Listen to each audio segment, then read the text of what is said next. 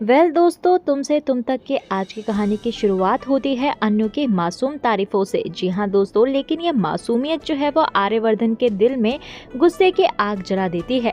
जहाँ पहले तक नील का आना जाना सिर्फ ऑफिस तक ही सीमित था, अब उसका घर तक पहुँच जाना आर्य को बिल्कुल भी अच्छा नहीं लगा।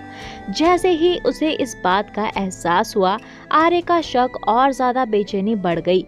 उसके मन में सवाल उठने लगे, आखिर ये नील अन्नू के आसपास इतना क्यों मंडरा रहा है। कभी ऑफिस में मदद करना, कभी उसकी तारीफें करना और अब तो घर तक पहुंच जाना।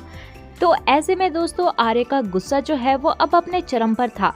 लेकिन सामने उसने अपना रुख बदल लिया और साफ साफ कह दिया, चलो मैं अब घर जा रहा हूँ।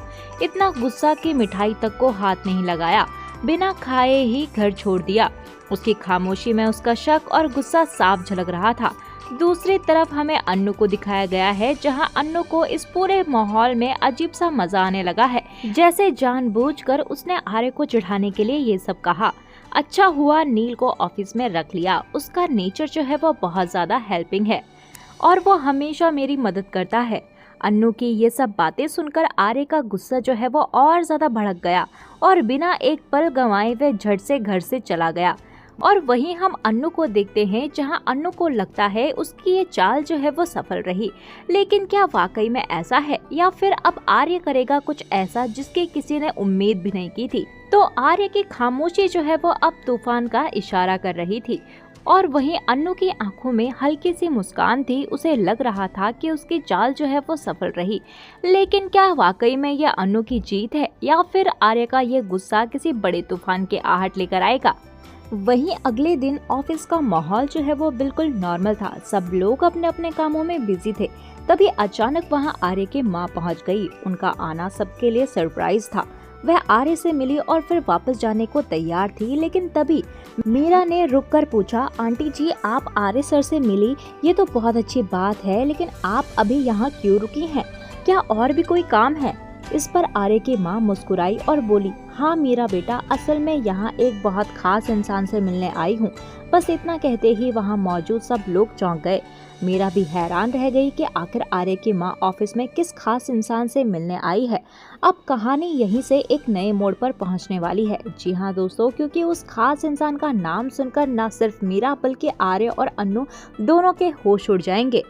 ऐसे में आखिरकार मीरा की आंखों में सवाल था, आंटी जी आखिरकार आप किस इंसान से मिलने आई हैं? आर्य की मां ने मुस्कुराते हुए जवाब दिया, मैं अन्नू से मिलने आई हूँ। और ये बात सुनते ही मीरा के चेहरे के तो रंग ही उड़ गए।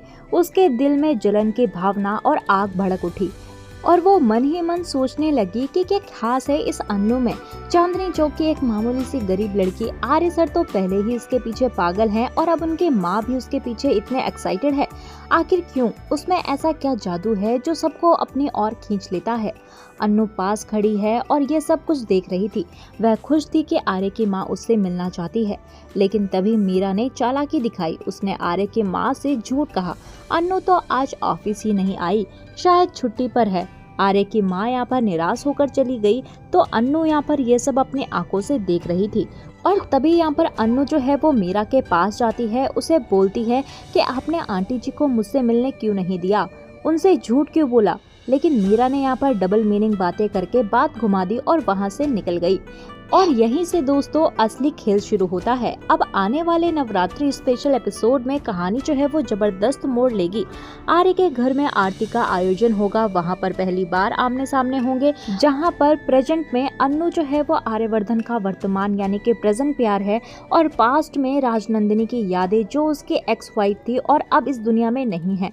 जब आर्य, अन्नू और उसकी माँ एक ही छत के नीचे होंगे तो पुराने जख्म हरे होंगे और नए रिश्तों की परीक्षा भी। तो ऐसे में दोस्तों ये देखना दिलचस्प होगा कि क्या अन्नू अपनी सच्चाई और अपनी जगह आर्य के दिल में साबित कर पाएगी, या फिर मीरा की चालाकियां इस नवरात्रि उत्सव को बवाल में बदल देंगी। आप हमें अपना जवाब जो है वो कमेंट सेक्शन में जरूर बताइएगा।